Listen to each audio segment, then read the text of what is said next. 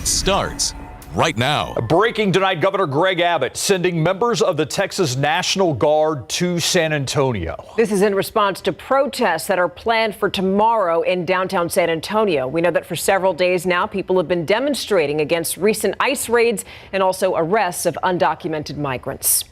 In Los Angeles, tensions have been especially high between protesters and law enforcement. Here in San Antonio, both the mayor and the police chief, William McManus, support peaceful protests like the ones outside San Antonio City Hall last weekend. Now they plan to hold a joint press conference with the city manager about those protests tomorrow morning at 9. We're going to be streaming it, and you could watch it online and also on KSAT Plus. And we will also be at tomorrow's protest.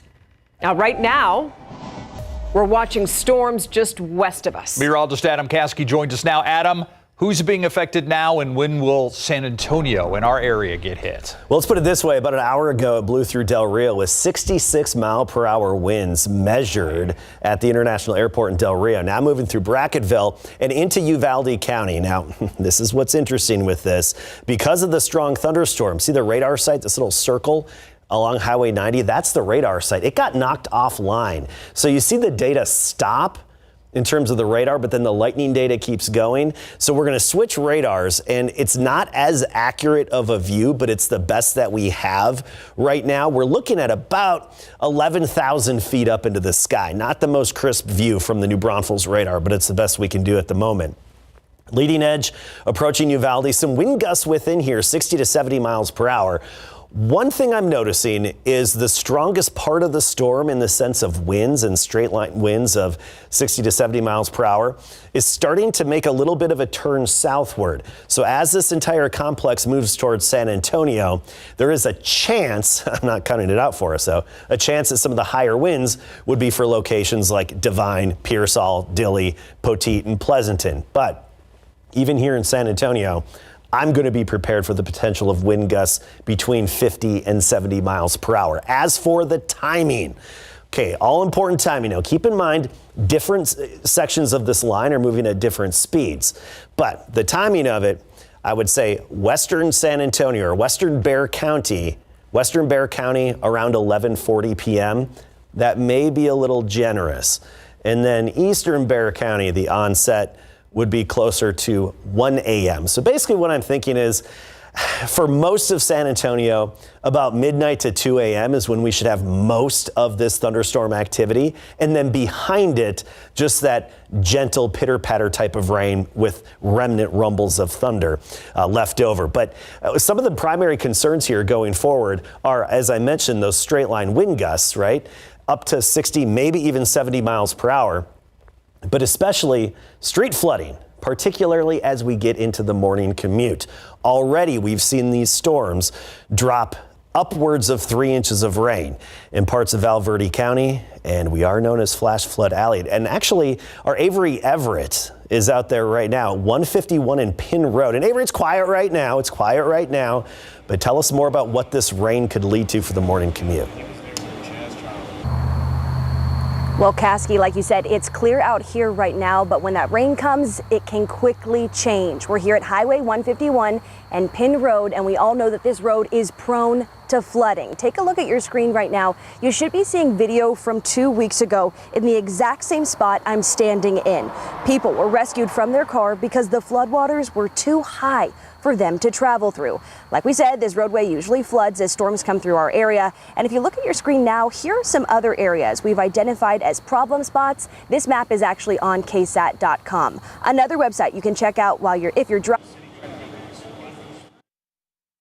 See what roads are closed. Remember, you could face some serious fines if you need to be rescued. If you see barricades set up on a closed road and then you choose to drive around them, you could be charged up to $645 if you get stuck. The fire department told us rescues like that don't happen too often, but one time is too many when it's preventable. So tomorrow morning, we're going to have crews across the city continuing to check in on these flooding spots, just like here at Highway 151 in Penn Road, and other spots across the city as we get calls about where the flooding will be. You can tune in on TV or on KSAT.com to see our streaming options to make sure that you have a safe trip on the roads. Reporting live, I'm Avery Everett, KSAT 12 News. Thank you, Avery. And of course, a lot of this happening in the nighttime hours overnight. So They might not have barricades up. Just be careful when you're out there. You know, the low-lying areas. Make sure there's not water over the roads when you're out and about. We also want to remind you to download the KSAT Weather Authority app. If you haven't already, it's the easiest way to stay up to date with the weather. Yeah, it also comes in handy if you lose power. And the best part here is that it's free for you to download. A San Antonio man facing a long prison sentence in a felony drug case, instead able to get the charge completely thrown out. And that dismissal came weeks after his attorney filed a motion questioning the testing practices of the Bexar County Crime Lab. KSAT Investigates Dylan Collier has the story. We're talking about the actual chemicals in cannabis. Daniel Mailer, the self-anointed dopest lawyer in town, rolled up a big win in Bexar County District Court last month. A client facing a felony charge of drug possession with the intent to deliver walked free. Prosecutors on May 19th dismissed the case, citing insufficient evidence. He was looking at an extensive prison sentence. 8 years, according to Mailer, who said the case turned in his favor after he filed this motion, stating the county's crime lab lacked the proper accreditation to test the evidence, whether liquid in vape cartridges found on his client contained an illegal amount of THC. The Bexar County Drug Lab is not properly accredited to do what's called quantitation of cannabinoids. Quantitative testing determines concentration, pinning down the specific percentage of a drug in a substance, while qualitative testing relies on a visible inspection of a substance and whether it tests positive or negative for the presence of a drug. They are accredited for that, and that was sufficient prior to the legalization of hemp. The case was tossed out without the judge having to hear Mailer's motion. I was told that when the state spoke with the analyst at the crime lab and said, look, can you tell us a number? She said, no, I can't do that. I'm not allowed to do that, and I won't do that. I'm not going to jeopardize my career. In a statement, the Bexar County District Attorney's Office said the lab technician who tested the original sample in the case has moved out of state and was no longer able to testify, and that there was no sufficient sample left for retesting. It's worth noting the man was accused of possessing over 400 grams of an illegal substance, which is about a pound. Mailer says other defense attorneys in the area should take a similar approach to pending drug cases. What would be your message to them right now? Do not plead these cases at all. The state simply cannot prove any of these substances are illegal. For KSAT Investigates, I'm Dylan Collier. So this spring, county commissioners agreed to a $600,000 contract to have a North Texas lab help with the county's backlog of drug cases. Armstrong Laboratories, as Mailer points out, is accredited to do quantitation drug testing. In a statement, a Bexar County spokesman said the crime lab here is properly accredited and uses a qualitative over a quantitative approach to testing THC. And, quote, the crime lab utilizes 1% as its concentration threshold to account for measurements of uncertainty associated with the analysis process. We are learning a lot more about a story we first brought you last night on the Nightbeat. San Antonio police say one person is dead. Officers are looking for 3 people in all after a shooting that led to a car crashing right into a home. It happened last night on Otter Drive near Loop 410 and Highway 90 on the far west side. The police still don't know what led up to the shooting, but they believe 3 men were the shooters who got away. We're also still waiting to learn the victim's name. Now we've learned more about the man who was hit and killed on Loop 410 near Cowboys Dance Hall. 20-year-old Federico Gonzalez was an airman at Joint Base San Antonio, Lackland. The accident happened around 2 a.m. Saturday. San Antonio police say that Gonzalez walked out of the dance hall and then ran through the parking lot and then across the main lanes of Northeast Loop 410. A truck hit him. Gonzalez died at the scene. Investigators say that the driver who hit him was intoxicated. An emotional conversation tonight with a little girl. She recently lost her stepmom. This is the little girl that we're talking about. 1 week ago, Karina Ramirez died after a wrong way suspected drunk driver crashed right into her car. Her 2 young stepdaughters were with her that night. And the night team's Avery Everett spoke with 9-year-old Skyla, who says that they were right near their home when this happened. What do you want to draw? I would draw a heart. A heart? With a marker in hand, Skyla Wolford's imagination runs wild. Oh, and I did draw it black. But this artwork is simple. It's a thank you to the people who saved her life. I said thank you so much for helping me get out the car and make sure me and my sister were okay. So Skyla, tell me, what do you remember from last week? Being back, we were trying to go home, and the car just came straight at us. It happened last Tuesday on Harry Wurzbach Road. A suspected drunk driver was going the wrong way and crashed into the car Skyla's stepmom was driving. 28-year-old Karina Ramirez died in the hospital, and Skyla says she was there to say goodbye. And she's where? In heaven. Skylar's sister, Aaliyah, was also in the car. She broke her leg, and Skyla broke her jaw. They're both now out of the hospital and recovering. We're suffering. Her other side of the family is suffering. Karina's family is suffering. The driver, 45-year-old Colin McGain, has been charged with intoxication, manslaughter, assault. You're not supposed to hurt other people. Through her pain, Skyla has been leaning on her pencil. You made all these little notes for all different people at the hospital. Sending love through her drawings. I'll trace your hand. And adding color in a time of darkness. Does it tickle?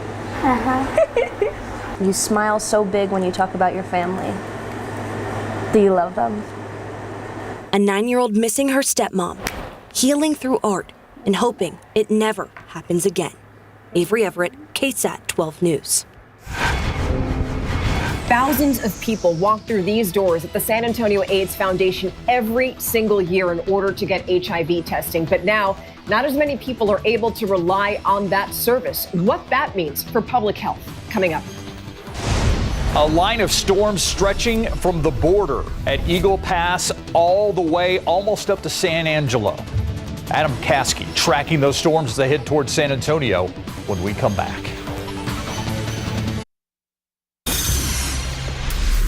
It's a matter of public health. Knowing your HIV status protects you, it protects me, it protects everybody. But since the beginning of the month, not as many people can get tested over at the San Antonio AIDS Foundation. Federal funding cuts have hit that local nonprofit. I went to the nonprofit today to find out how all of this affects you. Rates of exposure will go up according to that, right? Because they don't know that they have it. Ultimately, that's the concern. Since the beginning of June, the San Antonio AIDS Foundation on East Grayson has been scrambling to administer HIV tests. Before, we would have a full hallway and stuff. So we were closed to in-house testing for 4 days. In a month, we would do 355 tests or so. So we probably turned away 60, 70 people. The culprit, CDC funding cuts. They've trickled down to the San Antonio AIDS Foundation, forcing its CEO, Charisse Rohr-Allegrini, to make tough decisions. We're using our general funds, which are already pretty limited, to pay for those testing, pay for the staff to administer those tests. Now, not everyone who walks through these doors and asks for an HIV test is able to get one. Straight men. Men who have sex with women only. We don't have the means. There's not any funding stream that they fall under. But Charisse is optimistic things will turn around and that the nonprofit will get other means of funding to go back to business as usual. So the process of getting an HIV test at the San Antonio AIDS Foundation is actually quite simple. You don't even have to sign up. You could drop on by and then you would go into a room just like this. You'd meet someone like Leroy, who's one of the testers here at the organization. And then he'd give me something called an HIV antibody test. And then we'd wait about a minute to get our results.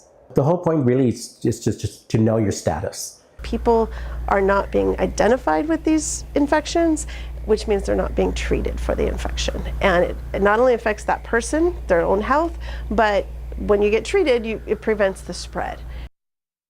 That's the entire point here. So right now on our website, we have a list of places where you can go and get testing for all STIs, of course, including HIV.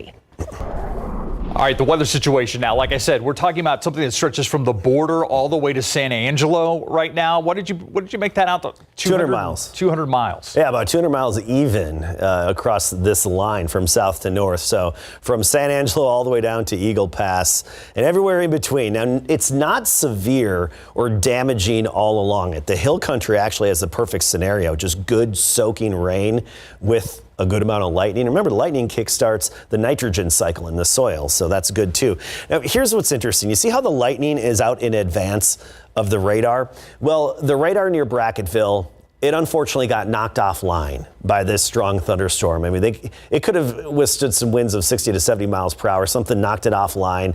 And so it's really out here in Concan right now. So I have to switch radar sites, and I'm going to switch to the one that's not as ideal to view the information west of San Antonio, but it's the best we have right now. Highest winds around Uvalde all the way down to Crystal City and just outside of Carrizo Springs. We could have some 60 to 70 mile per hour gusts in this area. We're talking southern Uvalde County and even northern Zavala County.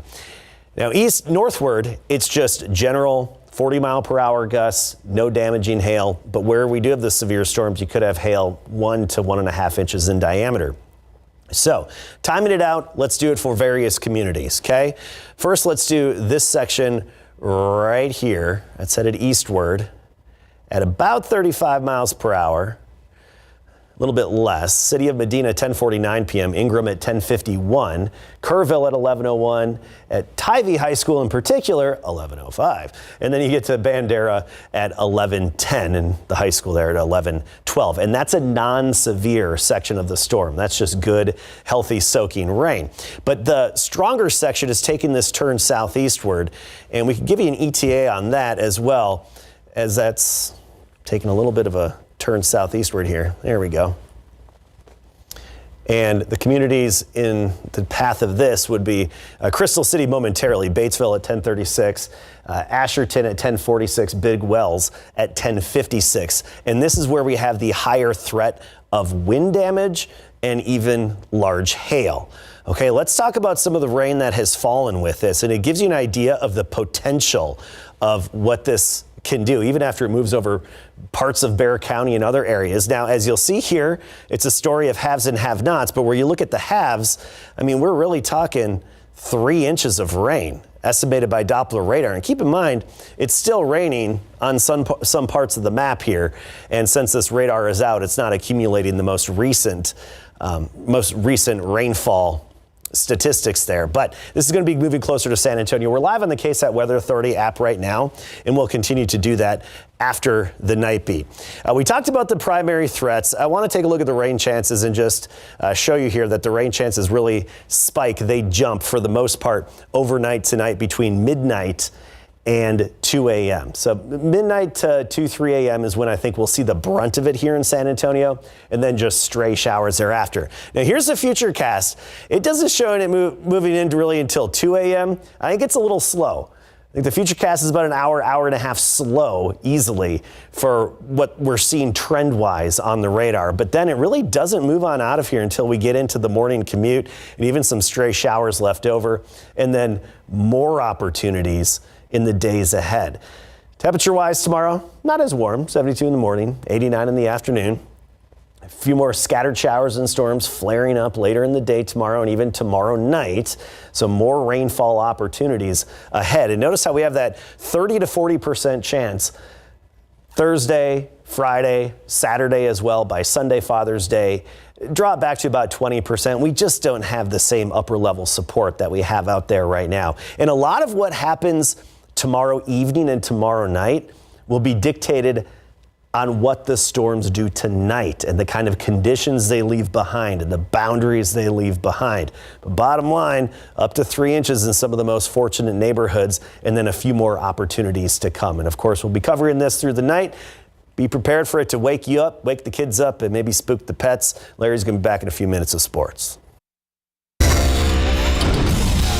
Mandatory minicamp kicked off today for both the Dallas Cowboys and the Houston Texans, and we had a crew covering each one.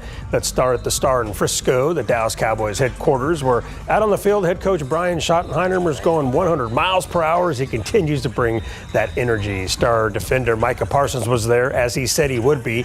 He's in the 5th and final year of his rookie deal, and he wants a new contract. KSAT 12 Sports' Mary Rominger has more on the Lion. Hey Larry, well this is a familiar position for the Cowboys. Training camp is right around the corner and there is still no long-term deal worked out yet with star edge rusher Micah Parsons. The Cowboys do have a tendency to let other teams set the market before finalizing deals, and right now Steelers All-Pro edge rusher TJ Watt is seeking a long-term contract that'll likely reset the pass rusher market. However, unlike Watt, Parsons has reported to the Star for mandatory minicamp and was present on the field. I think everyone's different. You know, those guys is vetted in their program. I think, you know, guys like that, they already can, you know, put themselves at the top, and you know, they're great leaders for their program. I think for me, I'm still trying to build. You know, I'm still into my second deal. Those guys are going to their third deal, so you know, everyone's situation is different. I'm pretty hopeful. I'm still, you know, hanging tight. Like, I understand it's up to him, and he gives the green light on everything. So hopefully, something's done, you know, by next month. I think it just shows you that he's serious about what we've talked about, which is developing that leadership mentality, the mindset to be a guy that we can count on. Yeah, Parsons was on the field very engaged, no surprise there, but he didn't partake in drills as he dealt with back soreness after a tough workout with Trayvon Diggs yesterday. From the Star in Frisco, Mary Rominger, KSAT 12 Sports. Let's send it now to Nick Mantis in H-Town. Hey, thanks, Mary. Yeah, here at Houston Texans minicamp today, it was an exciting day to see the newest weapon for the Texans offense, running back Nick Chubb, getting to practice with the team for the first time. He and running back Joe Mixon are going to be a 1-2 punch in that backfield.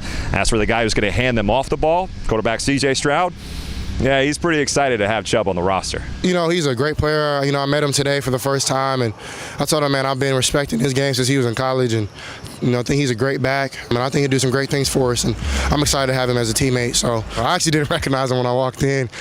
He's very quiet, you know, so it was I was like, dang, what's up, Nick? I kind of got nervous because he been a baller since I've been a kid. So, but I'm very excited to have him. The most important thing right now is for Nick to just get acclimated to how we do things. We all know the caliber of player that Nick can be when he's healthy and when he's at the top of his game. He's a dynamic player. He's a game changer. So we're just easing him in. We'll see how far he gets, come back training camp, ready to go. And DeMeco Ryans also mentioned that he's excited to see how Chubb and a couple of other additions to this team can help build on the culture that they have here in Houston, which has now won back-to-back divisional titles.